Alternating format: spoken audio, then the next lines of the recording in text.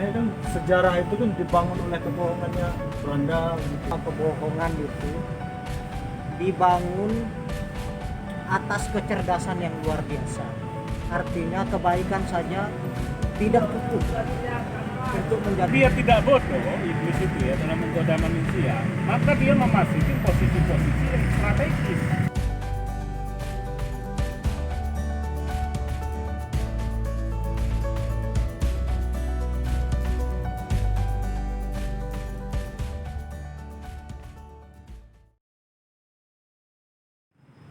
Nah kalau kita mengutip nih kan katanya tuh sejarah adalah miliknya kaum para pemenang. Artinya sejarah ini mungkin sekali ditunggangi oleh kebohongan-kebohongan, sehingga tidak pure sejarah sebagaimana seharusnya berjalan. Kan kalau seandainya tidak ditunggangi oleh, misalnya kita di Indonesia, kalau seandainya tidak dijajah sama Belanda gitu kan, mungkin sejarah kita kan tidak seperti ini. Tapi karena ditunggangi oleh Belanda, ditunggangi oleh Inggris, Jepang, akhirnya kan sejarah itu kan dibangun oleh kebohongannya Belanda gitu. Realitas alternatif ya. Ya, Kalau kita nggak dijajah Belanda, harusnya kita nggak. Ya mungkin sejarah kita tidak seperti itu. Jadi kalau ngomong sejarah milik kaum pemenang itu barangkali ya berlandasan kebohongan itu. Gimana tuh? Ya kita kan berspekulasi membicarakan yang tidak ada gitu. berandai-andai. Dia berandai-andai, spekulasi.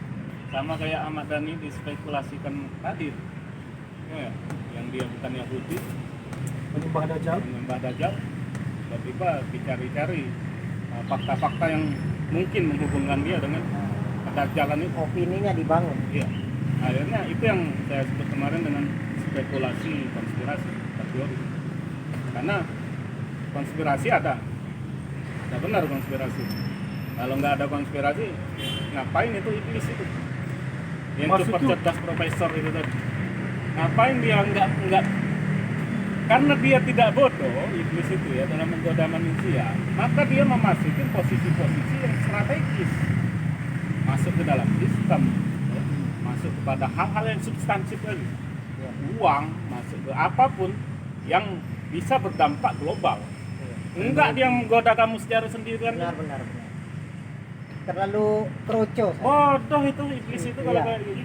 Dia enggak, dia konspirasi ya, Bang. Dia mencari ilmuwan hebat yang terpintal dalam sejarahnya. Sini kamu sini. Nih, kamu buat penelitian ini, temukan ini.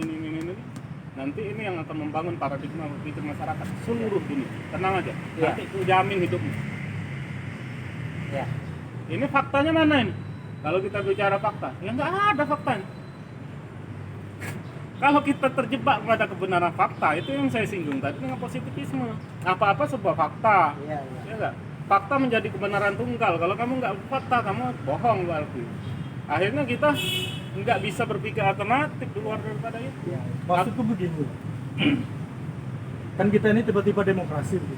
Yang sebelumnya kerajaan katakanlah. Saya tidak mengatakan bahwasanya yang lebih baik itu kerajaan dan yang demokrasi itu buruk. Tapi karena tiba-tiba demokrasi ini kan demokrasinya ala-ala barat maksudnya. Yang kemudian imbasnya itu kan menjadi bukan diri kita lagi gitu. Kita tidak membangun sejarah berdasarkan prinsip-prinsip negara. Ya, otentik. Ya. Kenapa kita berdemokrasi? Ya karena rasionalitas kita sekarang itu sampai pada demokrasi. Karena bagi kita sekarang itu yang rasional ada yang demokratis. Apakah ada problem dalam demokrasi? Banyak problem. Tapi apakah di sistem pemerintahan lain tidak berproblem? Berproblem semua. Jadi sejarah itu siklus dari monarki, kemudian dari jadi demokrasi, kemudian jadi aristokrasi, jadi demokrasi, kemudian jadi tirani, kemudian jadi monarki lagi, terus berputar. Siklusnya seperti itu. Siklusnya seperti itu. Maka ya kalau kayak Hegel mengatakan itu Sejarah itu seperti aliran sungai. Di titik mana kamu menemukan kebenaran langsung? Nggak ada. Demokrasi emang benar? Ya nggak benar juga. Cuman konteks sejarahmu yang membutuhkan itu saat ini. Konteks, Konteks. kondisi saat ini. Iya. Kenapa nggak raja-raja? Ya dulu kita raja-raja. Karena raja-raja ya, itu kemudian itu ya bagusnya sistem pemerintahan raja itu kalau rajanya itu baik. Bayangkan kalau hal itu aja yang baik dimanipulasi sedemikian rupa jadi jelek. Ya, apalagi dia aslinya memang jelek kayak Genghis Khan misalnya. Kamu akan menaklukkan seluruh dunia dengan menumpahkan darah. Saya pikir demokrasi ya, itu harus dipertanyakan. Dan berarti demokrasi itu bagus untuk unikan kita sebagai bangsa yang bahkan saya berani menyimpulkan untuk sekarang ini entah nanti berubah ya. Demokrasi itu jelek bagi kita gitu. Karena kita itu ada penelitian itu sebetulnya orang Australia. Negara seluas ini mau didemokrasikan itu tidak mungkin. Nah, Indonesia. Indonesia ini nggak mungkin demokrasi. Lah, kenapa nggak mungkin? Hah? Ya, karena terlalu luas ya. Amerika lebih luas dari kita. Cuman dia federasi ya.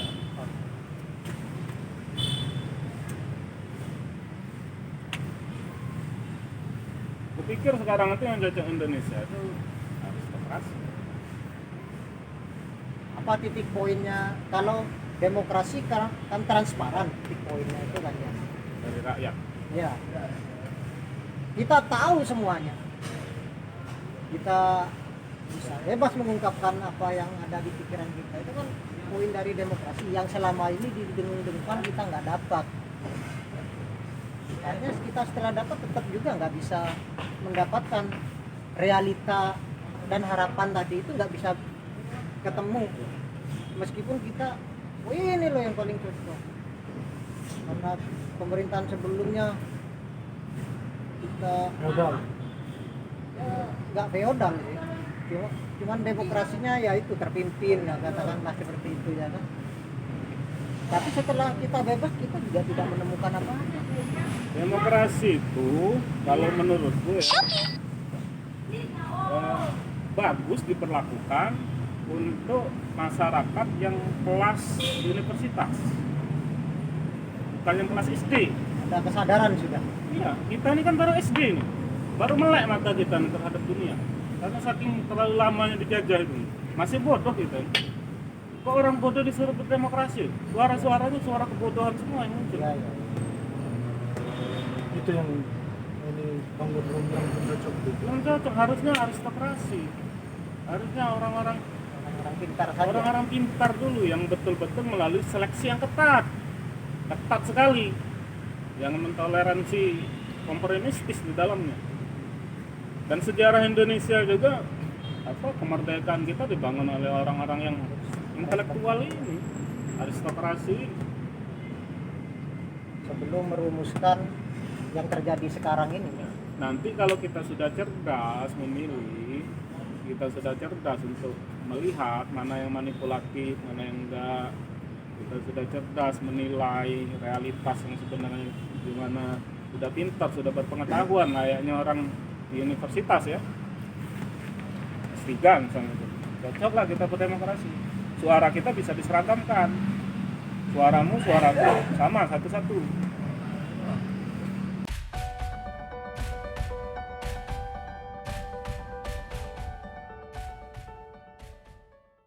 Dia menyamakan suara tukang beca dengan suara profesor ya. Speaker profesor nanti dicek. Ya ada itu. Artinya suara kaum aristokrat dengan suara kita yang di pinggir dianggap sama. Di Amerika kan nggak kayak gitu kan? Di Amerika pembobotan mereka coy. Ya, Pembobotan. visioner. Enggak, maksudnya pembobotan itu gitu loh. Kamu misalnya seorang sarjana, kamu nggak satu suaramu, bobotnya itu 5 misalnya.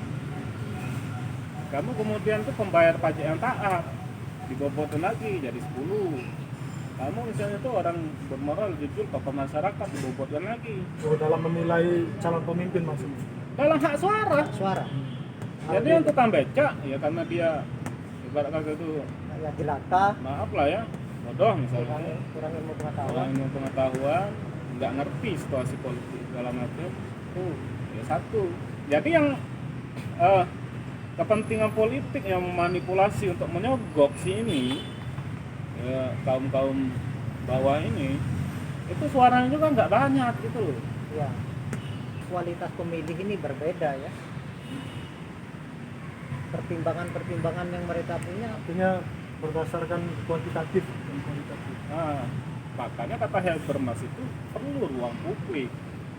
Dia kan mengkritik kalau makan kan kamu mereduksi manusia bahagia berdasarkan itu pekerjaan kok komunikasi itu salah satu yang membuat orang ya, menemukan kesepakatan itu jadi enak loh. Kalau kita bicara soal kebahagiaan sebelumnya itu kan sentrumnya itu kan individu ya. personal. Padahal kebahagiaan itu ditentukan juga dari luar negara. Gimana kamu mau bahagia negara sedang perang gitu? Ngobrol-ngobrol kayak gini sedang perang ya kita Kebebasan itu tidak berdiri sendiri. Kebebasan itu ada unsur pendukung. Kebahagiaan itu ada unsur pendukung. cuman tadi kalau dikupas ya itu ketemu substansinya kebahagiaan memang harus berasal dari diri dulu.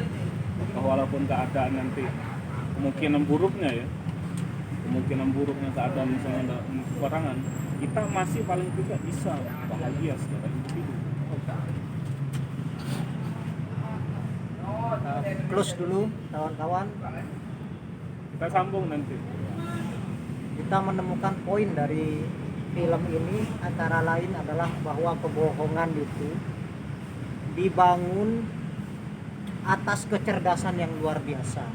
Artinya kebaikan saja tidak cukup untuk menjadi landasan. Kebaikan yang ada di dalam pikiran kita tidak cukup menjadi landasan pilihan kita, karena kebohongan bisa lebih cerdas dari apa yang selama ini menjadi tolak ukur kita tentang kebaikan. Apalagi kalau berbanding kebaikan dan kebaikan, karena kebaikan ini bisa dimanipulasi. Dari sini kita menjadi manusia yang utuh, menyatu seperti yang dicontohkan tadi bahwa tingkat manusia yang utuh itu adalah penyatuan diri dengan moralnya tanpa ada medium kebohongan. Itulah manusia yang utuh, dan disitulah kita bisa melahirkan opini yang baru dan pure untuk menjadi manusia yang bebas.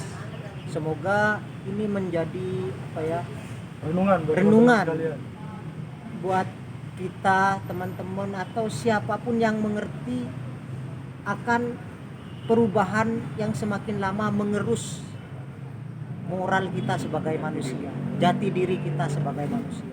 Terima kasih. Kita akan lanjut lagi nanti. Bye bye. Kita begal